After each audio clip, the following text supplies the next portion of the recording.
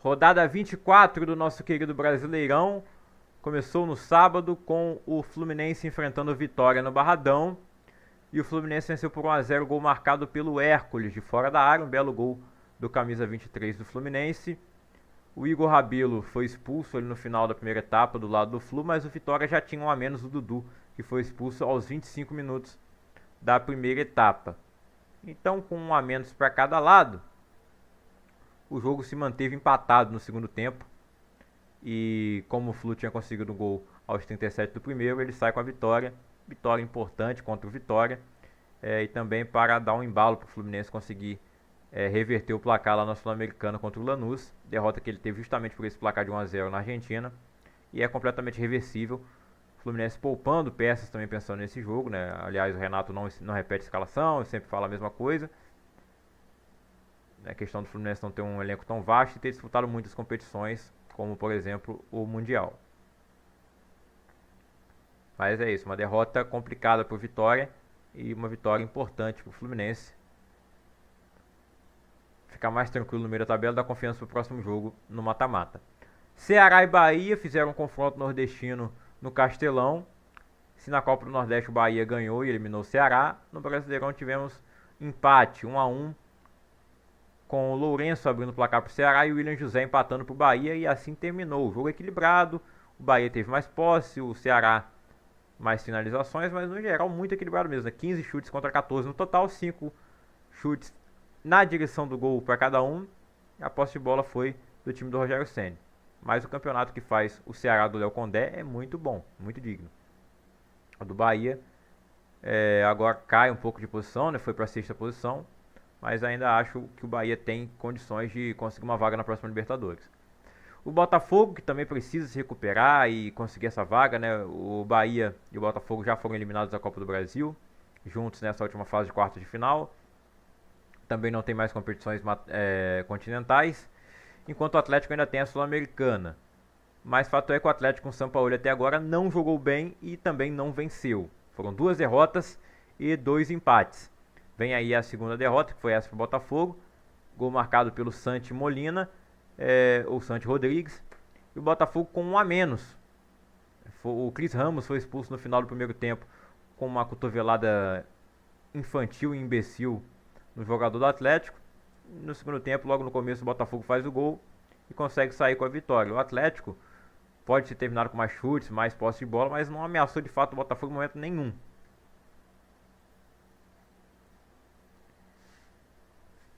No Allianz Parque, o Palmeiras ganhou de 4 a 1 do Fortaleza. Primeiro jogo do Andrés Pereira como titular e ele meteu 2 gols. Aliás, o Andrés não foi titular, né? Eu não assisti o jogo, me perdoa. Então o Veiga voltou a ser titular depois de um tempo, completando 188 jogos com a camisa do Palmeiras, marcou o gol de pênalti para abrir o placar aos 18 minutos. Aos 10 minutos, melhor dizendo. O Lucas Crispim até empatou para o Fortaleza, mas Ramon Sousa e Andrés Pereira, que entrou no segundo tempo, marcou 2 golaços para sacramentar a vitória do Palmeiras. O time jogando muito bem com o passar dos jogos, reforços também importantes, como o próprio Andreas. O retorno do Veiga também é muito importante. Então o Palmeiras entrando firme na briga pelo título. Ele ainda tem 2 jogos atrasados, um jogo ainda a mais em relação ao Flamengo. Tem confronto direto para acontecer. Palmeiras favoritíssimo aí no Campeonato Brasileiro e também na Libertadores, nessa briga com o Flamengo, com o Cruzeiro no Campeonato Brasileiro.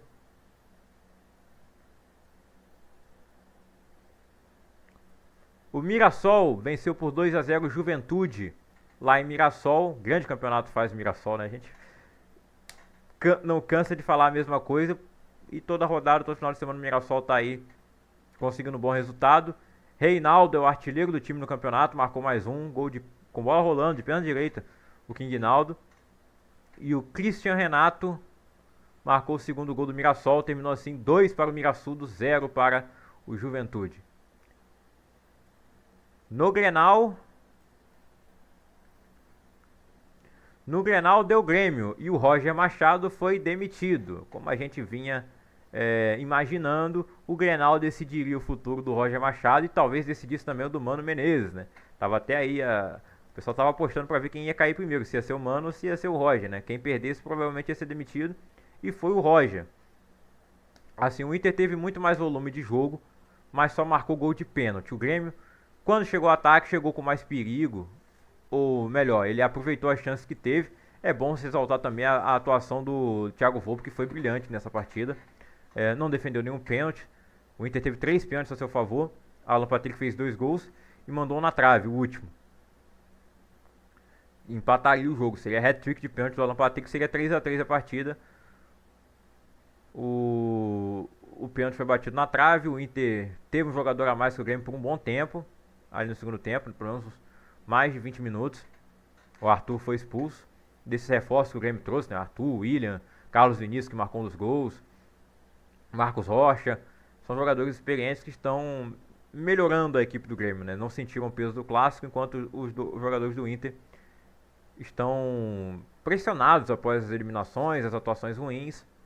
Não foi a pior atuação dos últimos jogos, talvez tenha sido até a melhor, mas o resultado não veio e perder um clássico em casa sempre é complicado. O Grêmio não ganhava um Grenal desde 2023, então quebra aí esse ciclo negativo e joga a crise pro rival. Agora vai ver o que o Inter vai fazer. O time não é ruim, teve a saída do Ener Valencia, mas não estava jogando mais mesmo.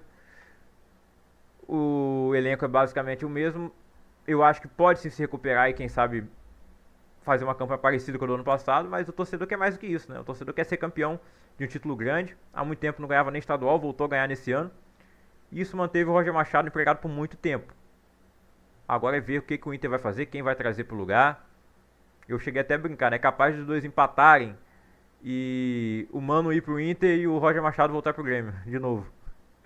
Mas não foi o que aconteceu não. O Mano vai continuar mais um tempinho no Grêmio. O Roger Machado tá no mercado agora e o Inter vai ter que ir pro mercado também contratar alguém. O Corinthians perdeu para o Sport, a segunda vitória do Sport no Campeonato Brasileiro. 1-0, gol marcado pelo Mateuzinho, um golaço por sinal. O Corinthians está em 10º lugar, perdeu para o 20º colocado. O Sport chegou a 14 pontos então, a segunda vitória deles. O Corinthians sofreu sua 9ª derrota, são 9 derrotas, 8 empates e 7 derrotas. E 7 vitórias, quer dizer. Então o Corinthians tem mais derrotas do que empates e vitórias. Não é uma campanha das melhores do Corinthians, mas está lá na semifinal da Copa do Brasil. Isso deixa o Dorival mais estável e é bom lembrar que quando ele ganhou a Copa do Brasil com o São Paulo, a campanha no Brasileirão foi basicamente nesse nível ou até pior, né? E o Sport, apesar de ter vencido, é difícil imaginar que eles vão conseguir escapar, né? Pra mim já tá rebaixado, é tentar terminar esse campeonato com honra. Então toda vitória aí em casa é pra se celebrar. Depois de um primeiro turno desastroso, né? Terrível. Clássico no Maracanã, clássico dos milhões, Flamengo e Vasco. 1-1 foi o placar do jogo, um jogo muito equilibrado. O Flamengo poupando jogadores para Libertadores. Aliás, a gente não sabe exatamente qual é o time titular do Flamengo, mas a princípio é o time que joga mais na Libertadores, com Pedro de titular e não o Bruno Henrique. Apesar de que em outra ocasião o Bruno Henrique foi titular, né? Contra o Inter ele foi titular e o Pedro estava no banco. No final de semana tinha sido o contrário, então não dá pra ter certeza de qual é o time titular do Flamengo, né? O Bruno Henrique é titular ou é o Pedro? Dessa vez foi o Bruno Henrique, tudo indica então que o Pedro será o titular contra o Estudiantes. E aí o Carrascal jogou no lugar do Arrascaeta, Cebolinha jogando como titular também no lugar do Samuel Lino. Enfim, o Plata que tinha sido suspenso pelo segundo amarelo, a Conmebol voltou atrás. E ele vai poder jogar contra o Estudiantes, mas foi titular. E do lado do Vasco também tem seus desfalques, porque o flamenguista queria usar o argumento de que estava com o time alternativo no começo, e sendo que é a seleção, né, que tem 2 times, e não é mentira, o elenco do Flamengo é muito bom, né? Não à toa, pô, sai o Bruno Henrique, entra o Pedro, sai o Pedro e entra o Bruno Henrique. O nível próximo. Mesmo que sejam jogadores assim, o Bruno Henrique não é um centroavante de origem, né, mas é incrível o que ele faz nos clássicos. Nesse jogo ele não marcou, né? Acho até que no gol do Carrascal ele chuta primeiro, o Jardim defende. No rebote o Carrascal abre o placar. E o Vasco chega ao empate com o Rayano, no cruzamento perfeito do Coutinho, que já tinha batido muito bem outros escanteios antes. O Rossi tinha feito uma boa defesa na cabeçada do Puma. E como eu disse, o Vasco tem seus desfalques, o Piton na lateral esquerda, o Puma tá tendo que jogar ali improvisado. O Vasco tem lateral esquerdo, tem o Leandrinho, que foi convocado para o Sub-20, mas o Diniz tá insistindo aí com o Puma, que não tá indo mal. Eu acho até que ele tá indo melhor na esquerda do que na direita, defendendo. Defensivamente ele tá indo melhor na esquerda. Foi uma boa partida do Puma, quase marcou um gol. Inclusive o gol da última vitória do Vasco contra o Flamengo em 2023, no Carioca, foi do Puma. E o Vasco poderia até ter vencido esse jogo, poderia ter qualquer vencedor, poderia ser o Flamengo, teve bola na trave quando ele estava 0x0. Teve depois também, eu acho, né? Ali no segundo tempo. O Vasco teve ali botando o Rossi para trabalhar. Muitos acharam que o Rossi falhou no escanteio, que ele não saiu, enfim. Além do Piton, o Vasco não tinha o Jair, que está fora da temporada, o Tietê. E perdeu o Robert Renan. Isso eu tô falando, eu esquecendo de outros jogadores, né? Jair, Tietê no meio de campo. E o Robert Renan teve um choque de cabeça ali com o Cauã Barros. Cauã Barros teve que colocar só a touca, mas o Robert Renan levou a pior, ficou meio desnorteado e por opção do médico, por recomendação do médico, né? E ele teve que ser substituído. Por ordem médica, na verdade. Ele teve que ser substituído, mas o Lucas Oliveira, que entrou no lugar dele, foi muito bem. Tomou um cartão amarelo, mas o zagueiro tem que tomar cartão amarelo, né? Às vezes é necessário. O Arrascaeta entrou, também tomou cartão, terminou 1x1. O placar foi justo, empate no primeiro turno, 0x0, empate no segundo turno, 1x1. No primeiro turno foi 0x0, mas podia ser 1x1. No segundo turno foi 1x1, mas poderia ser 2x2, poderia ser 2x1 pro Vasco, poderia ser 2x1 pro Flamengo. Mas no final, pelo que foi os dois jogos, eu acho que o empate foi justo em ambos os turnos. Mas assim, é pior pro Flamengo por ver o Palmeiras e o Cruzeiro encostando, apesar do Flamengo ainda ter o jogo atrasado. Mas o Palmeiras tem um jogo a mais ainda atrasado que o Flamengo, tem essa questão, tem um confronto direto para acontecer. E pro Vasco é um ponto, chega a 5 jogos sem perder. E pelo retrospecto recente contra o Flamengo, empatar, né, é triste falar isso, mas é quase uma vitória. E por pouco a vitória não veio, então isso é motivador sim.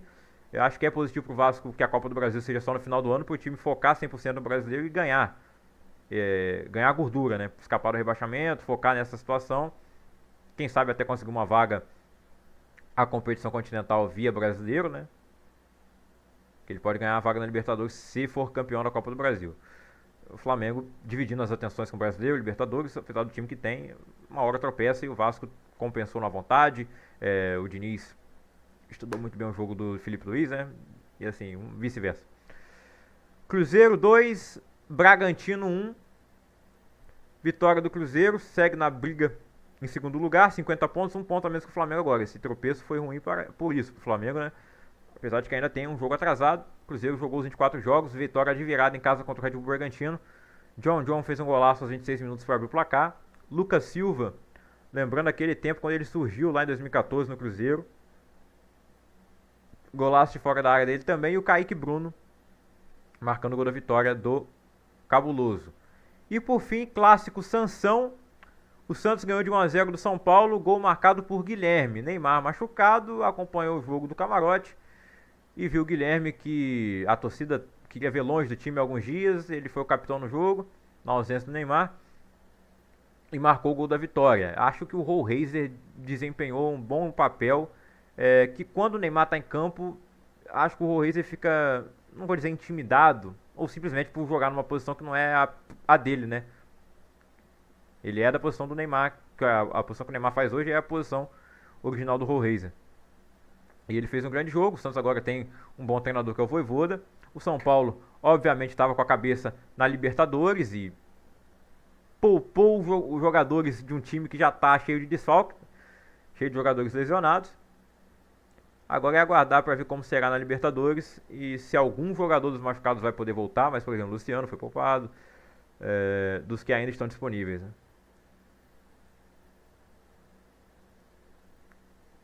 E olha, nessa semana, então, nesta quarta-feira, dia 24, teremos 2 jogos atrasados da rodada 16, Vasco e Bahia, Grêmio e Botafogo, 7h30 da noite.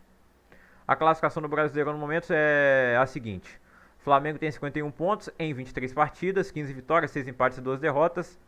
Cruzeiro 50 pontos em 24 jogos, com 15 vitórias, 5 empates e 4 derrotas. Palmeiras em 22 jogos tem 15 vitórias, 4 empates e 3 derrotas. O Mirassol tem 42 pontos na quarta posição, e ele tem 23 jogos, um jogo a menos. Botafogo a mesma coisa, e eles empataram no jogo atrasado no meio de semana passada, 3-3. Bahia 37 pontos em sexto lugar, 22 jogos. São Paulo com 24 jogos tem 35 pontos, Fluminense com 22 tem 31, Bragantino com 24 tem 31 também, Corinthians 24 jogos 31 pontos, melhor 29 pontos, Ceará 23 jogos 28 pontos, Grêmio também, Internacional 27 pontos em 23 jogos, Santos também 23 jogos e 26 pontos, Atlético Mineiro tem 25 pontos em 22 jogos, o Vasco tem 24 pontos em 23 jogos. E dentro da zona de rebaixamento, Vitória tem 22 pontos em 24 jogos, Juventude 21 em 23, Fortaleza 18 em 23, Sport 14 em 12. 14 em 12, 14 em 22.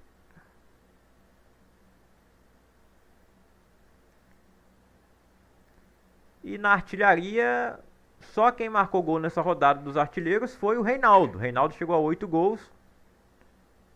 Vitor Roque não marcou. Verratti, o Vitor Roque nem jogou, né? Verratti não marcou, Arrascaeta e Caio Jorge também não. E nem o Pedro. Arrascaeta 10 assistências, mas não deu assistência nessa rodada. No Patrick 6 assistências também não deu, né? Nenhum desses. Não, acho que o Matheus Pereira deu, né? 6. É isso aí, rodada do Campeonato Brasileiro, Brasileirão.